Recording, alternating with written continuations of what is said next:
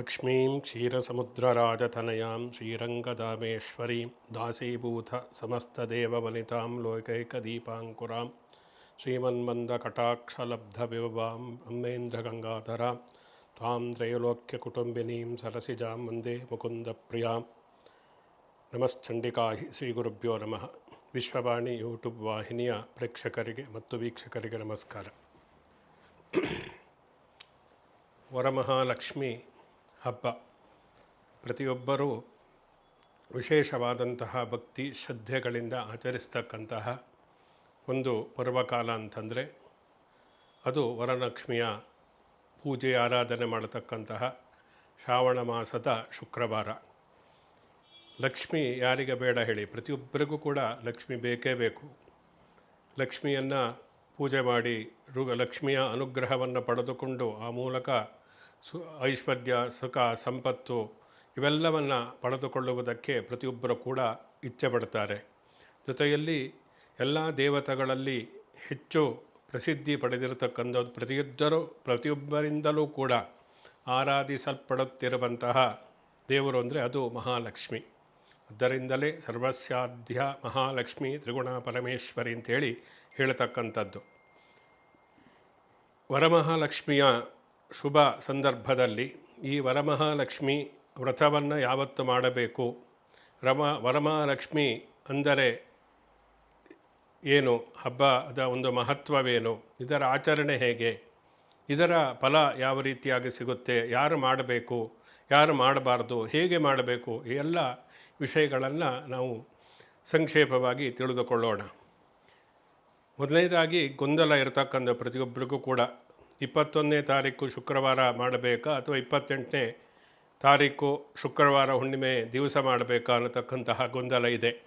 ಇದು ಮೊದಲು ನಾವು ಪರಿಹಾರ ಮಾಡಿಕೊಳ್ಳಬೇಕು. ಯಾಕೆಂದರೆ ಯಾವತ್ತು ಆಚರಿಸಬೇಕು ಅಂತಲೇ ಗೊತ್ತಿಲ್ಲದೆ ಇದ್ದರೆ ಅದು ಯಾವುದೋ ಒಂದು ದಿವಸ ಆಚರಿಸಿದರೆ ಪ್ರಯೋಜನ ಇಲ್ಲ. ಅದರಿಂದ ಪ್ರಮುಖವಾಗಿ ಶಾಸ್ತ್ರದಲ್ಲಿ ಏನು ಹೇಳುತ್ತೆ, ಹುಣ್ಣಿಮೆಯ ದಿವಸ ಶುಕ್ರವಾರ ಇದ್ದರೆ ಆಚರಿಸಬಹುದು. ಆದರೆ ಪ್ರದೋಷ ವ್ಯಾಪಿನಿ ಇರತಕ್ಕಂತಹ ಅಂದರೆ ಸಾಯಂಕಾಲದಲ್ಲಿ ಹುಣ್ಣಿಮೆ ಇದ್ದರೆ ಆ ದಿವಸ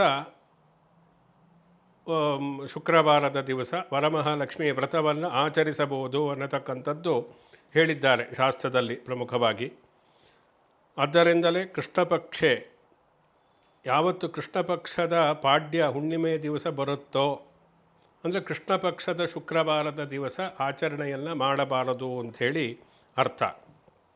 ಜೊತೆಯಲ್ಲಿ ನಿಶಾವ್ಯಾಪಿನಿ ನಿಶಾಮುಖಿ ಪೂರ್ಣಿಮಾ ಗ್ರಾಹ್ಯವಾಗಿರ್ತಕ್ಕಂಥ ನಿಶಾಮುಖ ಅಂದರೆ ಪ್ರದೋಷ ಕಾಲದಲ್ಲಿ ಹುಣ್ಣಿಮೆ ಇರಬೇಕು.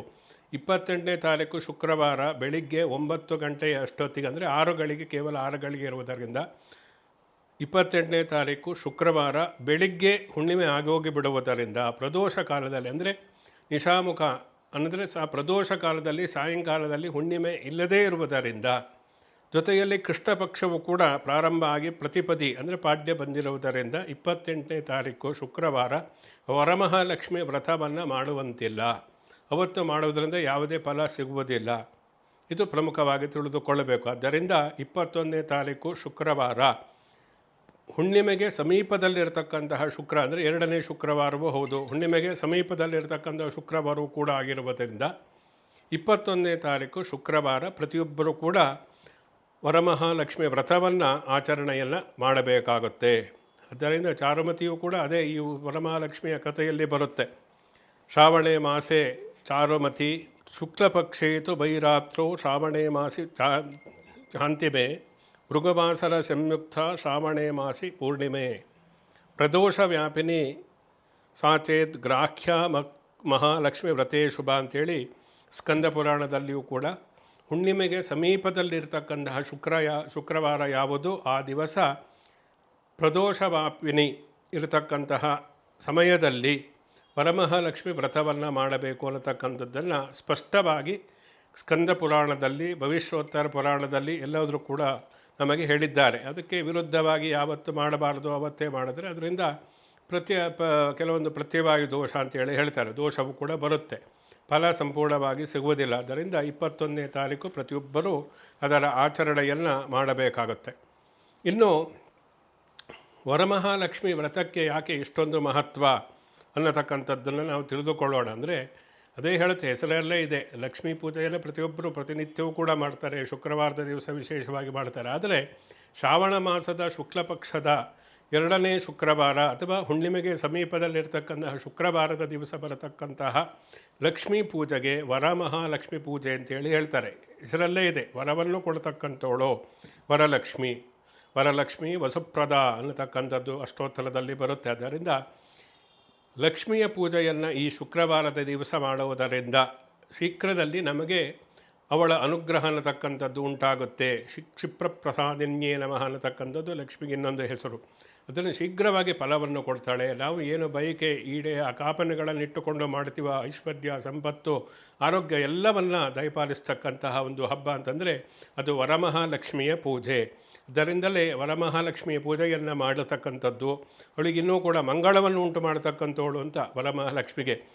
ಲೋಕಮಾತಾ ರಮ ಮಂಗಳ ದೇವತಾ ಅಂತೇಳಿ ಹೇಳ್ತಾರೆ. ಯಾವಾಗಲೂ ಕೂಡ ಒಳ್ಳೆಯದನ್ನೇ ಮಾಡ್ತಕ್ಕಂಥವಳು ಯಾರು ಅಂದರೆ ವರಮಹಾಲಕ್ಷ್ಮಿ. ಶ್ರೀಹಿ ಅಂತೇಳಿ ಅಂದರೆ, ಶ್ರೀ ಅಂದರೆ ಲಕ್ಷ್ಮಿ ಅಂಥೇಳಿ ಅರ್ಥ. ಆದ್ದರಿಂದ ಲಕ್ಷ್ಮೀಂ ಕ್ಷೀರ ಸಮುದ್ರ ರಾಜತನಯಾಮ್ ಅಂತೆಲ್ಲ ಹೇಳ್ತಾರೆ. ಕ್ಷೀರ ಸಮುದ್ರದಲ್ಲಿ ಹುಟ್ಟಿರ್ತಕ್ಕಂತಹ ಲಕ್ಷ್ಮಿಯನ್ನು ವರಮಹಾಲಕ್ಷ್ಮಿ ಅಂತ ಹೇಳಿ, ಆ ಮೂಲಕ ಶುಕ್ರವಾರದ ದಿವಸ ಸದ್ಗೃಹಿಣಿಯರು ಎಲ್ಲರೂ ಕೂಡ ಪೂಜೆಯನ್ನು ಮಾಡಬೇಕು ಅನ್ನತಕ್ಕಂಥದ್ದು ಶಾಸ್ತ್ರದಲ್ಲಿ, ಪುರಾಣದಲ್ಲಿ ಉಲ್ಲೇಖ ಇದೆ. ಲಕ್ಷ್ಮಿ ಅಂದರೆ ಕೇವಲ ಹಣ, ಆರ್ಥಿಕ ಸಂಪತ್ತು ಅಂಥೇಳಿ ಅರ್ಥ ಅಲ್ಲ. ಮೊದಲು ನಾವು ಪೂಜೆಯನ್ನು ಮಾಡಬೇಕಾದರೆ ಯಾಕೆ ಪೂಜೆ ಮಾಡ್ತೀವಿ, ಆ ಮಹಾಲಕ್ಷ್ಮಿಯ ಸ್ವರೂಪ ಏನು ಅನುಗ್ರಹವನ್ನು ಮಾಡ್ತಾಳೆ ಅನ್ನತಕ್ಕಂಥ ನಾವು ತಿಳಿದುಕೊಳ್ಳಬೇಕು. ಎಲ್ಲರೂ ಲಕ್ಷ್ಮಿ ಅಂದರೆ ಕೇವಲ ಹಣ, ಸಂಪತ್ತು, ಐಶ್ವರ್ಯ ಅಂತಲೇ ಅಂದುಕೊಂಡಿದ್ದಾರೆ. ಹಾಗಲ್ಲ. ಧನ ಸಂಪತ್ತು ಹೌದು, ಧನ ಸಂಪತ್ತು ಜೊತೆಯಲ್ಲಿ ಗುಣ ಸಂಪತ್ತು ಕೂಡ ಲಕ್ಷ್ಮಿಯೇ, ಆರೋಗ್ಯ ಸಂಪತ್ತು ಕೂಡ ಲಕ್ಷ್ಮಿಯೇ, ಜನ ಸಂಪತ್ತು ಕೂಡ ಲಕ್ಷ್ಮಿಯೇ.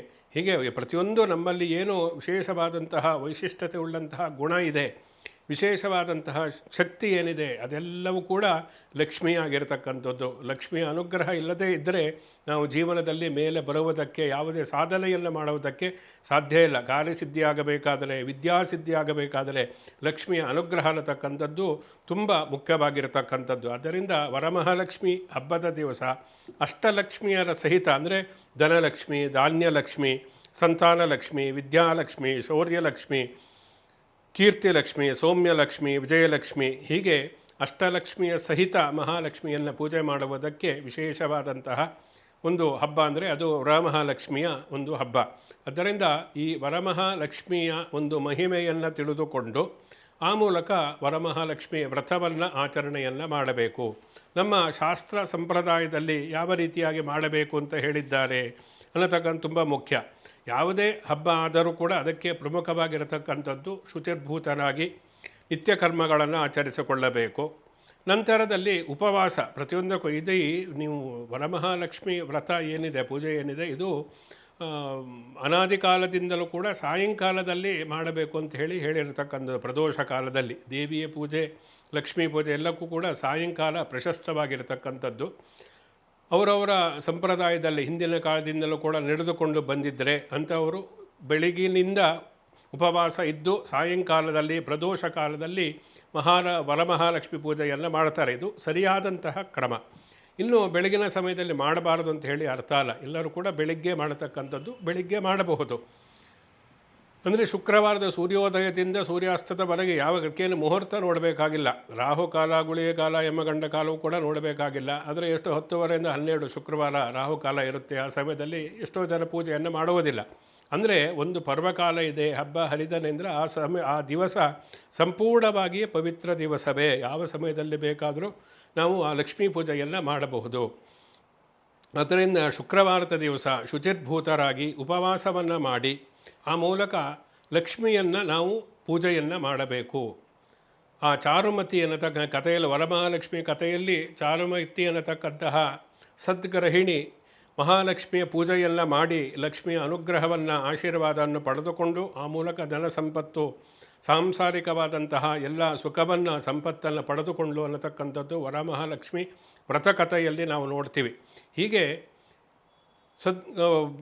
ಮಹಿಳೆಯರು ವಿಶೇಷವಾಗಿ ವರಮಹಾಲಕ್ಷ್ಮಿಯನ್ನು ಸ್ಥಾಪಿಸಿ ಪೂಜೆಯನ್ನು ಮಾಡಬೇಕು. ಹೇಗೆ ಮಾಡಬೇಕು ಅನ್ನತಕ್ಕಂಥದ್ದು ಯಾವ ರೀತಿಯಾಗಿ ಮಾಡಬೇಕು? ಕಲಶ ನಮ್ಮಲ್ಲಿ ಇಡತಕ್ಕಂತಹ ಪದ್ಧತಿ ಇಲ್ಲ. ಕಲಶ ಇಡಬೇಕಾ ಇಡಬಾರ್ದಾ? ಇಟ್ಟರೆ ಯಾವ ರೀತಿಯಾಗಿ ಇಡಬೇಕು? ಕಲಶ ಇಡತಕ್ಕಂತಹ ಪದ್ಧತಿ ಇಲ್ಲದೇ ಇರತಕ್ಕಂಥ ಲಕ್ಷ್ಮೀ ಪೂಜೆಯನ್ನೇ ಮಾಡಬಾರ್ದಾ ಅನ್ನತಕ್ಕಂತಹ ಪ್ರಶ್ನೆ ಬರುತ್ತೆ. ಹಾಗೇನೂ ಇಲ್ಲ. ಕಲಶ ಇಡತಕ್ಕಂತಹ ಪದ್ಧತಿ ಎಲ್ಲಿದೆಯೋ ಅವರು ಕಲಶವನ್ನಿಟ್ಟು ಪೂಜೆಯನ್ನು ಮಾಡ್ಬೋದು. ಕಲಶ ಇಡದೇ ಇರತಕ್ಕಂತಹ ಪದ್ಧತಿ ಇದ್ದರೆ ಅಂಥವರು ಲಕ್ಷ್ಮಿಯ ವಿಗ್ರಹಕ್ಕೆ ಪೂಜೆಯನ್ನು ಮಾಡಬಹುದು. ಜೊತೆಯಲ್ಲಿ ಲಕ್ಷ್ಮಿಯ ಚಿತ್ರಪಟಕ್ಕೂ ಫೋಟೋಕ್ಕೂ ಕೂಡ ಪೂಜೆಯನ್ನು ಮಾಡಬಹುದು. ಹೀಗೆ ಲಕ್ಷ್ಮಿ ಯಾವುದೇ ಒಂದು ಸ್ವರೂಪದಲ್ಲಿ ಆ ಲಕ್ಷ್ಮಿಯನ್ನು ಆರಾಧಿಸಿ ಪೂಜೆ ವ್ರತವನ್ನು ವಿಧಿವಿಧಾನಗಳೊಂದಿಗೆ ಮಾಡುವುದಕ್ಕೆ ವರಮಹಾಲಕ್ಷ್ಮಿಯ ಆ ಶುಕ್ರವಾರದ ದಿವಸದ ಪೂಜೆ ಅನ್ನತಕ್ಕಂಥದ್ದು ಪ್ರಶಸ್ತವಾಗಿರತಕ್ಕಂಥದ್ದು. ಅದರಿಂದ ಯಾವ ಮಹಿಳೆಯರು ಗೃಹಿಣಿಯರು ಕೂಡ ವರಮಹಾಲಕ್ಷ್ಮಿಯ ಪೂಜೆಯಿಂದ ವಂಚಿತರಾಗಬಹುದು. ಅದರಿಂದ ಕಲಶ ಹಿಡಿದು ಪದ್ಧತಿ ಇಲ್ಲದೇ ಇದ್ದರೂ ವಿಗ್ರಹಕ್ಕೆ ಪೂಜೆಯನ್ನು ಮಾಡಬಹುದು. ಲಕ್ಷ್ಮಿ ಕಾಸಿದ್ದರೆ ಅದಕ್ಕೆ ಪೂಜೆಯನ್ನು ಮಾಡಬಹುದು.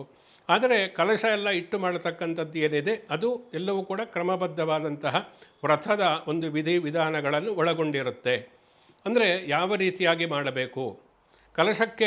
ಕಲಶ ಸ್ಥಾಪನೆಯನ್ನು ಮಾಡಬೇಕಾದ್ರೆ ಅದಕ್ಕೆ ನೀರು ಹಾಕಬೇಕಾ, ಧಾನ್ಯವನ್ನು ಹಾಕಬೇಕಾ, ಡ್ರೈ ಫ್ರೂಟ್ಸ್ ಹಾಕಬೇಕಾ ಅನ್ನತಕ್ಕಂತಹ ಗೊಂದಲ ಇರುತ್ತೆ.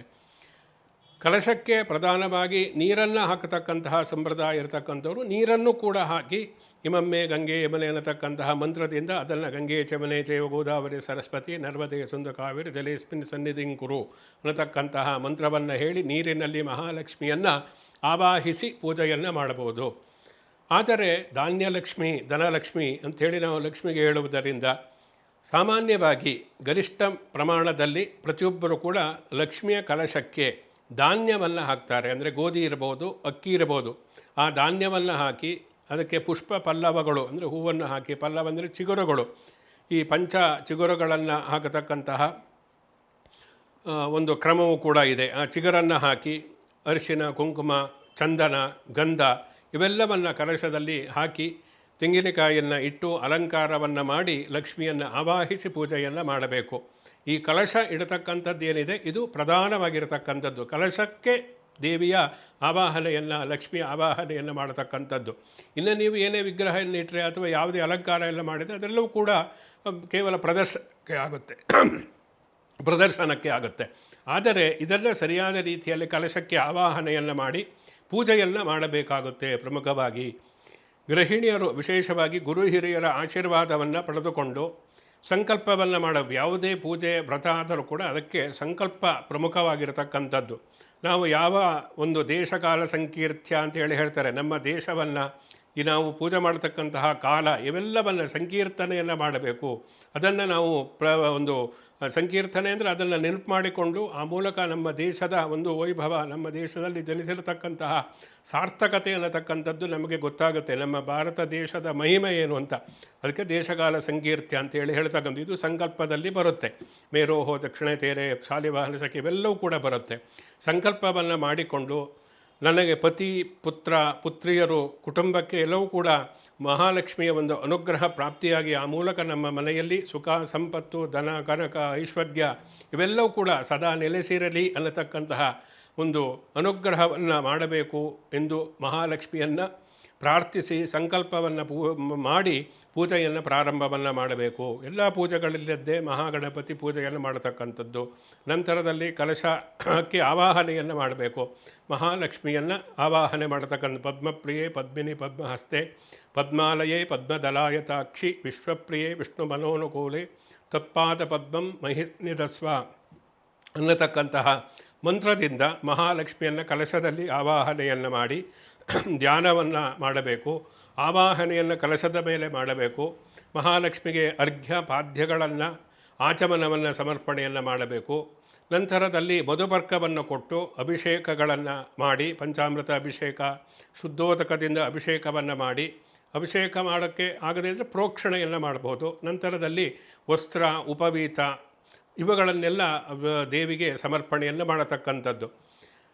ನಂತರದಲ್ಲಿ ದೂರಗ್ರಂಥಿ ಅಂತ ಹೇಳ್ತಾರೆ ವರಮಹಾಲಕ್ಷ್ಮಿಯಲ್ಲಿ. ದೂರಗ್ರಂಥಿ ಅಂದರೆ ಒಂದು ದಾರಕ್ಕೆ 12 ಗಂಟುಗಳನ್ನು ಹಾಕಿ ದ್ವಾದಶ ಗ್ರಂಥಿಗಳು ಅಂತ ಹೇಳ್ತಾರೆ. ಆ ಗ್ರಂಥಿಯನ್ನು ವೀಳ್ಯದೆಲೆಯ ಮೇಲೆ ಇಟ್ಟು ಪೂಜೆಯನ್ನು ಮಾಡಬೇಕು. 12 ವಿಧವಾದಂಥ ನಾಮಗಳಿಂದ ಮಹಾಲಕ್ಷ್ಮಿಯನ್ನು ಆ ಗ್ರಂಥಿಯಲ್ಲಿ ಗಂಟಿನಲ್ಲಿ ಆವಾಹನೆಯನ್ನು ಮಾಡಿ ದೂರಗ್ರಂಥಿಯನ್ನು ಪೂಜೆಯನ್ನು ಮಾಡಬೇಕು. ವಿಶೇಷವಾದಂತಹ ಪತ್ರೆಗಳು, ಎಲೆಗಳೇನಿದೆ ಆ ಎಲೆಗಳನ್ನೆಲ್ಲ ದೇವಿಗೆ ಪೂಜೆಯನ್ನು ಮಾಡಬೇಕು. ವಿಶೇಷವಾದಂತಹ ವಿಧವಾದಂತಹ ಪುಷ್ಪಗಳನ್ನು ವರಮಹಾಲಕ್ಷ್ಮಿಗೆ ಸಮರ್ಪಣೆಯನ್ನು ಮಾಡಬೇಕು.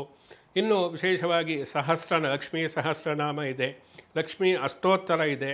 ಇವೆಲ್ಲವನ್ನು ಯಥಾಶಕ್ತಿಯಾಗಿ ನಿಮಗೆ ಎಷ್ಟು ಅವಕಾಶ ಇದೆ, ಸಮಯ ಇದೆ, ಅದನ್ನು ನೋಡಿಕೊಂಡು ಭಕ್ತಿ ಶ್ರದ್ಧೆಯಿಂದ ಸಹಸ್ರನಾಮದಿಂದ ಮಹಾಲಕ್ಷ್ಮಿಯ ಅರ್ಚನೆಯನ್ನು ಮಾಡಿ ದೀಪವನ್ನು ಮಾಡಿ ನಂತರ ನೈವೇದ್ಯವನ್ನು ಮಾಡಬೇಕು. ನೈವೇದ್ಯ ವರಮಹಾಲಕ್ಷ್ಮಿಯ ಒಂದು ಪೂಜೆಯಲ್ಲಿ ವಿಶೇಷವಾಗಿ 12 ವಿಧವಾದಂತಹ 12 ಅಪೂಪಗಳನ್ನು ನೈವೇದ್ಯ ಮಾಡಬೇಕು ಅಂತೇಳಿ ಹೇಳ್ತಾರೆ. 12 ಸಂಖ್ಯೆಗೆ ವಿಶೇಷವಾದಂತಹ ಮಹತ್ವ ಇದೆ ವರಮಹಾಲಕ್ಷ್ಮಿ ವ್ರತದಲ್ಲಿ. ಆದ್ದರಿಂದ 12 ಅಪೂಪಗಳು ಅಂದರೆ ಸಜ್ಜಪ್ಪ ಅಂತೇಳಿ ಹೇಳ್ತಾರೆ. ಇದನ್ನು ಕಾಯಿಪುರಿ ಅಥವಾ ಸಜ್ಜಪ್ಪ ಇದನ್ನು ದೇವಿಗೆ ನೈವೇದ್ಯವನ್ನು ಮಾಡಿ ವಿವಿಧವಾದಂಥ ಕೇವಲ ಅದೊಂದೇ ಅಲ್ಲ, ಫಲಗಳನ್ನು ವಿಧವಾದಂತಹ ಫಲಗಳು ಅಂದರೆ ಹಣ್ಣುಗಳು, ಜೊತೆಯಲ್ಲಿ ಭಕ್ಷ್ಯ, ಭೋಜ್ಯ, ಲೇಹ್ಯ, ಚೋಖ್ಯ ಅಂತೇಳಿ ಹೇಳ್ತಾರೆ 4 ವಿಧವಾದಂತಹದ್ದು. ಭಕ್ಷ್ಯವನ್ನು ಎಲ್ಲವನ್ನು ಕೂಡ ದೇವಿಗೆ ನೈವೇದ್ಯವನ್ನು ಮಾಡಿ ನಂತರದಲ್ಲಿ ಮಹಾಮಂಗಳಾರತಿಯನ್ನು ಮಾಡಿ ಪುಷ್ಪಾಂಜಲಿಯನ್ನು ಸಮರ್ಪಣೆ ಮಾಡಿ ಪ್ರದಕ್ಷಿಣ ನಮಸ್ಕಾರವನ್ನು ಮಾಡಿ ನಂತರದಲ್ಲಿ ದೇವಿಯ ಪ್ರಾರ್ಥನೆಯನ್ನು ಮಾಡಿಕೊಳ್ಳಬೇಕು. ನಂತರದಲ್ಲಿ ಆ ದಾರ 12 ಗ್ರಂಥಿಯ ದಾರವನ್ನು ಮಾಡಿರ್ತೀರಲ್ಲ, ಆ ದಾರವನ್ನು ವ್ರತವನ್ನು ಮಾಡಿರ್ತಕ್ಕಂತಹ ಸ್ತ್ರೀಯರು ಬಲಗೈಗೆ ಕಟ್ಟಿಕೊಳ್ಳಬೇಕು. ಇದಿಷ್ಟು ವ್ರತದ ಸಂಪೂರ್ಣವಾಗಿರ್ತಕ್ಕಂತಹ ವಿಧಿವಿಧಾನಗಳು. ಅದಕ್ಕೆ ನಿರ್ದಿಷ್ಟವಾದಂತಹ ಮಂತ್ರಗಳನ್ನು ಹೇಳಿಕೊಂಡು ಆ ಮೂಲಕ ಪೂಜೆಯನ್ನು ಮಾಡತಕ್ಕಂಥದ್ದು ವರಮಹಾಲಕ್ಷ್ಮಿಯ ಒಂದು ವ್ರತದ ಸಂಪೂರ್ಣವಾಗಿರ್ತಕ್ಕಂತಹ ಫಲವನ್ನು ಕೊಡುತ್ತೆ. ಆದ್ದರಿಂದ ಸಿದ್ಧಲಕ್ಷ್ಮಿ, ಮೋಕ್ಷಲಕ್ಷ್ಮಿ, ಜಯಲಕ್ಷ್ಮಿ, ಸರಸ್ವತಿ, ಶ್ರೀಲಕ್ಷ್ಮಿ, ವರಲಕ್ಷ್ಮೀಶ್ಚ ವಸನ್ನ ಮಮ ಸರ್ವದಾ ಅನ್ನತಕ್ಕಂತಹ ಪ್ರಾರ್ಥನೆಯನ್ನು ಮಾಡಬೇಕು. ಸಿದ್ಧಲಕ್ಷ್ಮಿ ಮೋಕ್ಷ, ನಮ್ಮ ಎಲ್ಲ ಕೆಲಸಗಳು ಕೂಡ ನಿರ್ವಿಘ್ನವಾಗಿ ನಾವು ಯಾವುದೇ ಕೆಲಸವನ್ನು ಹಿಡಿದ್ರೆ, ಯಾವುದೇ ವ್ಯಾಪಾರ ವ್ಯವಹಾರವನ್ನು ಮಾಡಿದರೆ ಅದರಲ್ಲಿ ಸಿದ್ಧಿಯಾಗಬೇಕು, ಅಂದರೆ ಯಶಸ್ಸು ಸಿಗಬೇಕು. ನಮಗೆ ಭಕ್ತಿ ಶ್ರದ್ಧೆಗಳು ಇಂದ ನಾವು ಮಾಡತಕ್ಕಂತಹ ಪೂಜೆಯಿಂದ ನಾವು ಕೈಗೊಂಡಂತಹ ಎಲ್ಲ ಕೆಲಸಗಳಲ್ಲಿಯೂ ಕೂಡ ಅಭಿವೃದ್ಧಿಯಾಗಿ ಆರ್ಥಿಕವಾದಂತಹ ಪ್ರಗತಿ ಜೀವನದಲ್ಲಿ ಉಂಟಾಗಬೇಕು. ಅದಕ್ಕೆ ಸಿದ್ಧಲಕ್ಷ್ಮಿ ಅನುಗ್ರಹ ಅನ್ನತಕ್ಕಂಥದ್ದು ತುಂಬ ಮುಖ್ಯ. ಸಿದ್ಧಲಕ್ಷ್ಮಿ, ಮೋಕ್ಷ, ಜಯಲಕ್ಷ್ಮಿ ಯಾವುದೇ ಕೆಲಸದಲ್ಲಿಯೋ ಯಾವ ವಿದ್ಯಾರ್ಥಿಗಳಿಗೆ ಅವರು ಓದ್ತಕ್ಕಂತಹ ವಿದ್ಯೆಯಲ್ಲಿ ಒಂದು ವಿಜಯ ಸಿಗಬೇಕು. ವ್ಯಾಪಾರಸ್ಥರಿಗೆ ಅವರು ಮಾಡತಕ್ಕಂತಹ ವ್ಯಾಪಾರದಲ್ಲಿ ಲಾಭ ಬರಬೇಕು. ಉದ್ಯೋಗವನ್ನು ಮಾಡತಕ್ಕಂಥವರು ಅವರ ಉದ್ಯೋಗದಲ್ಲಿ ಅವರಿಗೆ ಒಂದು ಅಭಿವೃದ್ಧಿ, ಯಶಸ್ಸು ಅನ್ನತಕ್ಕಂಥದ್ದು ಸಿಗಬೇಕು. ಕಲಾವಿದರಾಗಿದ್ದರೆ ಅವರಿಗೆ ಕಲಾಕ್ಷೇತ್ರದಲ್ಲಿ ವಿಶೇಷವಾದಂತಹ ಕೀರ್ತಿ ಇವೆಲ್ಲವೂ ಕೂಡ ಸಿಗಬೇಕು. ಹೀಗೆ ವಿವಿಧ ಕ್ಷೇತ್ರದಲ್ಲಿರ್ತಕ್ಕಂಥವ್ರಿಗೆಲ್ಲರಿಗೂ ಕೂಡ ಆ ಲಕ್ಷ್ಮಿಯ ಅನುಗ್ರಹ ಆಗಬೇಕು. ಅಂದರೆ ಜಯಲಕ್ಷ್ಮಿಯ ಒಂದು ಅನುಗ್ರಹ ಅನ್ನತಕ್ಕಂಥ ತುಂಬ ಮುಖ್ಯವಾಗುತ್ತೆ. ಜೊತೆಯಲ್ಲಿ ಮೋಕ್ಷಲಕ್ಷ್ಮಿ, ಎಷ್ಟೋ ಜನ ಜೀವನದಲ್ಲಿ ಲಕ್ಷ್ಮಿಯ ಅನುಗ್ರಹ ಅನ್ನತಕ್ಕಂಥ ಕಡೆಯಾಗಿರ್ತಕ್ಕಂಥದ್ದು. ಈ ಮೋಕ್ಷಲಕ್ಷ್ಮಿಯ ಅನುಗ್ರಹವು ಕೂಡ ನಮಗೆ ಬೇಕು. ಅದರಿಂದ ಸಿದ್ಧಲಕ್ಷ್ಮಿ, ಮೋಕ್ಷಲಕ್ಷ್ಮಿ, ಜಯಲಕ್ಷ್ಮಿ, ಸಂತಾನಲಕ್ಷ್ಮಿ, ಸಂತಾನಾಪೇಕ್ಷಿತರು ಯಾರೇ ಆದರೂ ಎಂತಹ ಕಾಮನೆಗಳಿದ್ದರೂ ಕೂಡ ಅವೆಲ್ಲವೂ ಕೂಡ ಈಡೇರಿಸ್ತಕ್ಕಂಥ ಒಂದು ವಿಶೇಷವಾದಂತಹ ಪೂಜೆ ಅಂತಂದರೆ ಅದು ವರಮಹಾಲಕ್ಷ್ಮಿಯ ಪೂಜೆ. ಆದ್ದರಿಂದ ಆ ವರಮಹಾಲಕ್ಷ್ಮಿಯ ಪೂಜೆಯನ್ನು ಪ್ರತಿಯೊಬ್ಬರೂ ಕೂಡ ಮಾಡಲೇಬೇಕು. ನಮ್ಮಲ್ಲಿ ಸಂಪ್ರದಾಯ ಇದೇ ಇಲ್ಲ ಅನ್ನತಕ್ಕಂಥದ್ದು ಬೇರೆ ಇದ್ದರೆ ಕ್ರಮವಾಗಿ ವ್ರತದಲ್ಲಿ ಹೇಳಿದ್ದಂತೆ ವಿಧಿವಿಧಾನಗಳನ್ನು ಅನುಸರಿಸಿ ಆ ವ್ರತವನ್ನು ಮಾಡಬೇಕು. ಇಲ್ಲದೇ ಇದ್ದರೆ ಮಹಾಲಕ್ಷ್ಮಿಯ ಪೂಜೆಯನ್ನಾದರೂ ಕೂಡ ಆ ದಿವಸ ಅಂದರೆ ಶ್ರಾವಣ ಮಾಸದ 7ನೇ ಶುಕ್ರವಾರ 21ನೇ ತಾರೀಕು ವರಮಹಾಲಕ್ಷ್ಮಿ ವ್ರತವನ್ನು ಪ್ರತಿಯೊಬ್ಬರೂ ಕೂಡ ಮಾಡಲೇಬೇಕು. ಪ್ರತಿಯೊಬ್ಬರು ಯಾರೂ ಕೂಡ ಇದರಿಂದ ಮಾಡದೇ ಇರತಕ್ಕಂಥ ಎಷ್ಟು ಸಾಧ್ಯವೋ ಅಷ್ಟು ಮಾಡ್ಬೋದು. ಎಲ್ಲ ಆಡಂಬರ ಖರ್ಚು ಮಾಡಿ ಸಾವಿರಾರು ರೂಪಾಯಿ ಖರ್ಚು ಮಾಡಿ ಮಾಡಬೇಕು ಅಂತ ಇಲ್ಲ. ಅಷ್ಟು ಶಕ್ತಿ ಇಲ್ಲದೇ ಇದ್ದರೆ ಕೇವಲ ಭಕ್ತಿ ಶ್ರದ್ಧೆಗಳಿಂದ ಎಷ್ಟು ಶಕ್ತಿ ಇದೆಯೋ ಅಷ್ಟೇ ಅದೇ ಕ್ರಮದಲ್ಲಿಯೂ ಕೂಡ ಮಾಡಿದರೂ ಕೂಡ ಮಹಾಲಕ್ಷ್ಮಿ ಅನುಗ್ರಹವನ್ನು ಮಾಡಿಯೇ ಮಾಡ್ತಾಳೆ. ನಿಮ್ಮ ಆಡಂಬರ ಇವುಗಳನ್ನು ದೇವಿ ನೋಡ್ತಕ್ಕಂಥದ್ದಲ್ಲ. ಲಕ್ಷ್ಮಿ ನಿಮ್ಮ ನಿಷ್ಕಲ್ಮಶವಾದಂತಹ ಮನಸ್ಸಿನಿಂದ ಕಾಯ ವಾಚ ಮನಸ ಶುದ್ಧಿಯಿಂದ ನಾವು ಲಕ್ಷ್ಮೀ ಪೂಜೆಯನ್ನು ಮಾಡಿದರೆ ಲಕ್ಷ್ಮಿ ಅನುಗ್ರಹವನ್ನು ಮಾಡಿಯೇ ಮಾಡ್ತಾಳೆ. ಅದರಿಂದ ಈ ವರಮಹಾಲಕ್ಷ್ಮಿ ವ್ರತಕ್ಕೆ ಶ್ರಾವಣ ಮಾಸದಲ್ಲಿ ಬರತಕ್ಕಂತಹ ಒಂದು ವಿಶೇಷವಾದಂತಹ ಹಬ್ಬ ಅಂತೇಳಿ ಹೇಳ್ಬೋದು. ಶ್ರಾವಣ ಮಾಸ ಅಂದರೆ ಹಬ್ಬಗಳ ಸಾಲು. ಅದರಲ್ಲಿ ವರಮಹಾಲಕ್ಷ್ಮಿ ವ್ರತಕ್ಕೆ ವಿಶೇಷವಾದಂತಹ ಒಂದು ಮಹತ್ವ ಇದೆ. ಲಕ್ಷ್ಮಿಯ ಅನುಗ್ರಹವನ್ನು ಪಡೆತಕ್ಕಂಥವ್ರು ಪ್ರತಿಯೊಬ್ಬರೂ ಕೂಡ ನಾವು ಹೇಳಿದಂತಹ ರೀತಿಯಲ್ಲಿ ಈ ವರಮಹಾಲಕ್ಷ್ಮಿ ವ್ರತವನ್ನು ಆಚರಿಸಿಕೊಂಡರೆ ಲಕ್ಷ್ಮಿಯ ಅನುಗ್ರಹಕ್ಕೆ ಪಾತ್ರರಾಗುತ್ತಾರೆ.